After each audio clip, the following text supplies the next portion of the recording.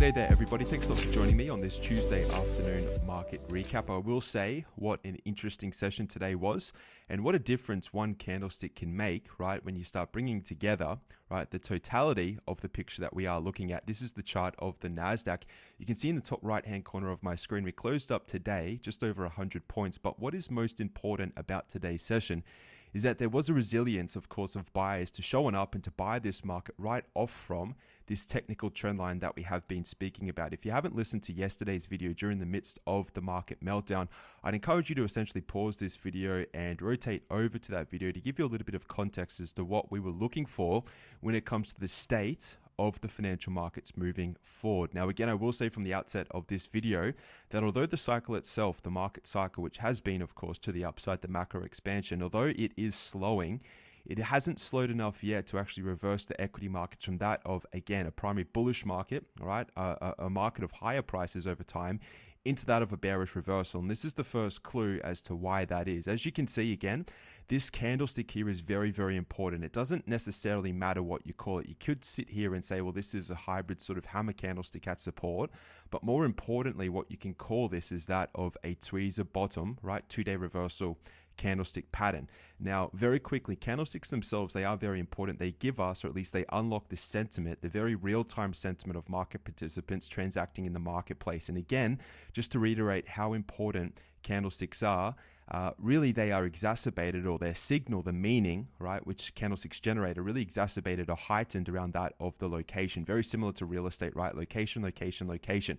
Now, again, not only on the NASDAQ is this important, but also when it trickles through to the industrial average and the S&P 500. This is a confluence of support. In the past, you've heard me use the C word, the confluence. And what I mean by that is where you get an overlap of support areas whereby you would assume the market would potentially slow and begin to price in white candlesticks, that being, of course, the continuation signals that we are looking for in order for this market to, again, take out these swing highs and continue on its merry ways up on into higher prices for 2019. Now, mixed with this candlestick here, that being, whether or not you want to call it a hammer candlestick at support, I prefer the 2 candlestick reversal being that of a tweezer bottom. Although we have 2 lower wicks, what's very important to note is that we are holding up at a confluence area of support. Whether or not you want to tie in the 100 simple moving average, I can put that on my screen at the moment, or the 200 simple moving average, depending on which market you look at, I myself am more so important, or at least looking towards that of this intermediate trend line. You can see that we've slowed around 7,750. In the past, I've looked for this market, I've spoken about the market coming down to 8,000. Yes, we have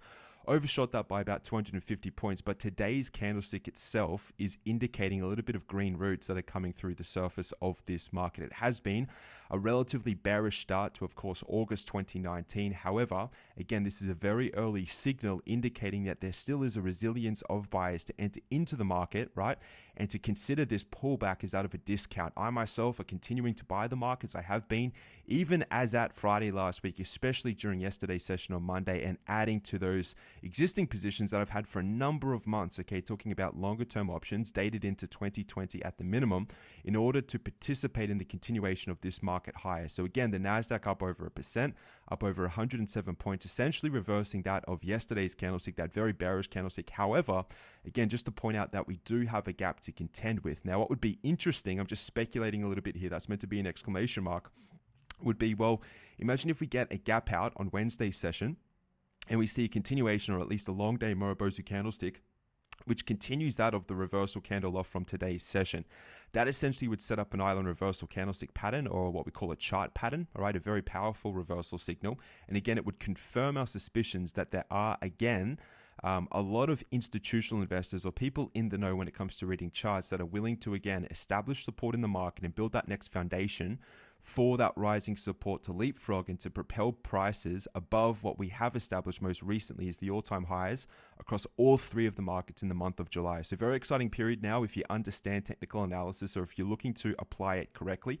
We're still essentially setting up a series of higher lows on the intermediate time frame off from this trend line. Again, this is the chart of the NASDAQ. Let me switch on over into the S&P 500. You can see in the top left-hand corner of my screen, we're still setting up a series of higher lows.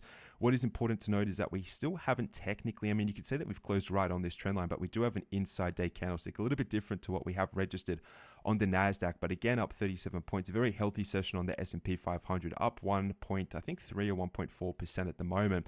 But again, we're looking for the continuation signals to continue to develop and then to see the confirmation of the market essentially breaking above what has been, right, that gap between Friday as of last week, if I can just circle this candlestick, and of course Monday session whereby we got the original gap down. So pay attention to this. If you see this, we could essentially be printing a V bottom. Otherwise, just to keep sort of a level head here, you have to expect at least volatility to persist. All right, we've seen quite a tremendous sort of sell wave of volume hit the market. Again, this is the first session whereby the markets have collectively stabilized, but it wouldn't surprise me at the same time if we weren't to actually establish a long day Morobozu and a gap out of this area to actually see pretty much a reversal and the potential anyway of the markets to give back the majority of gains that were made today.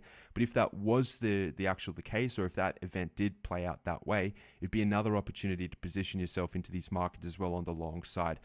There's a lot of risk trading short at this particular juncture. There's a lot of confluence, a lot of support holding up this market. And again, just try not to allow, of course, your emotions to get the better of you. I understand it's easy to fall into the category of someone who is sort of misled by fear or panic, fear majority anyway. But try not to find yourself or to categorize yourself in that basket. Unfortunately, that is what the majority of people are doing at this particular juncture. Those who aren't all that active in the markets, they read the headlines and they start to panic. They start to sell, whereby the in-the-know investors, right, the institutional or smart money, is actually buying this market more or less off from this juncture. Okay, anything below this area is going to be a further discount, but as it stands, I'm quite happy, all right, to announce and to continue that I am again accumulating positions prior to the definitive breakout that we were essentially looking at in the period of July. It's good to see this pullback. It gives people another opportunity to again build up those positions. I understand a few of those market positions now have given back all of those gains, pardon me, and they are essentially, depending on how many you've accumulated and at what prices, are essentially maybe underwater or at break even. Maybe even potentially, if you got in lower enough, they're just accumulating that over a sort of a minimal gain at the moment. But if this is going to be the actual floorboard in the market, up, and really to infinity at this particular point, I'm still looking at the S&P 500 to hit roughly 4,000 over the coming year or so, the Nasdaq to hit 10,000. We'll see what that means for the Dow Jones Industrial Average.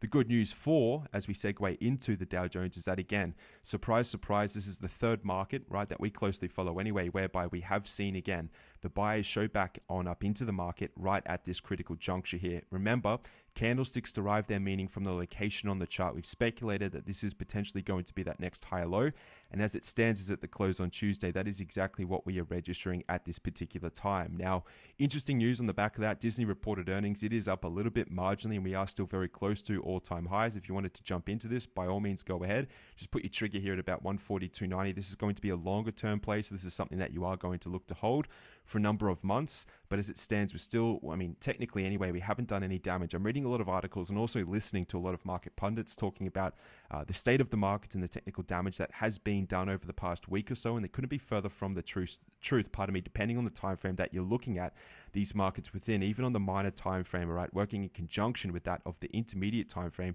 This is very natural. It's actually very healthy as well. It's giving people, or at least allowing the market to reset, all right, to set up, of course, the foundations for that next push higher. So do not be dismayed. Do not be upset.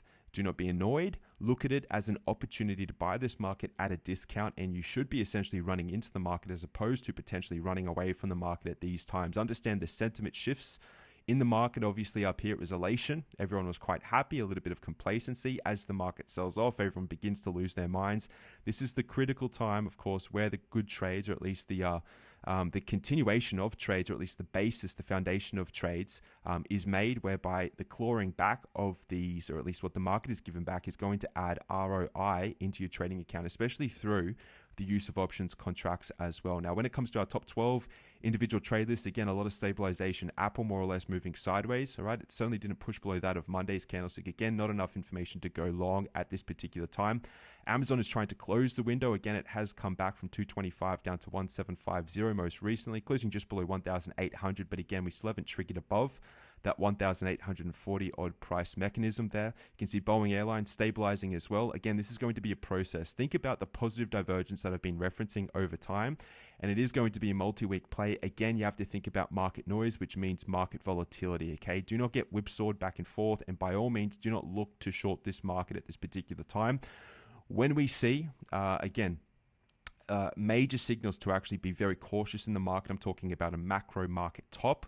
I'll be onto it, and I am onto it, and I do speak about that each and every weekend through the updates in that weekend pro analysis class. But for the time being, this is nothing more than an intermediate pullback, of course, into that primary and also intermediate range bound, or not range bound, but also technical bullish trend line of the market moving higher. You've got COP trying to push on back down. This is going to be interesting whether or not it can reverse. I've recapped Disney. As it stands, Google again has closed its window more or less as at yesterday's session. Today stabilizing. We're trying to close that upper window, but again, very similar to Amazon, we still don't have the conviction yet to actually push above 1,203. So again, this is a work in progress. That's why I say expect volatility to continue. All right, we're going to see probably a little bit of a choppy market for at least the remainder of this week. But by all means, do not be surprised if you see this market take off to the upside. IBM sort of stabilized down 3 cents, largely went nowhere. You can see Microsoft today, it's already trying to see a reaction off from this green box and also the confluence of support off from this bullish trend line. Very important to note, we've closed the window and again, triggering at 135.44 to re-add to positions. And this is very interesting. All right, Netflix, we're going to see whether or not we can hold. All right, this relative low over here, just above 305. We did it today. We're up $2.47. We were left with a little bit of a hybrid sort of doji candlestick, i.e. that of a little bit of a spinning top as well. But we're going to see whether or not we can build any traction and begin to form that of what appears to be the exhaustion of the sell side to create that of the double bottom. Very similar to what we were speaking about. And again, publicly, you can go back and have a look at this video on YouTube. Very similar to what we were setting up on Google prior to its most recent earnings report and now the closure of that gap. So all of this is obviously working in conjunction with one another. It's really important, the concepts of Dow theory, okay, and a trend assumed to be in effect until it gives us definitive signals that it has reversed.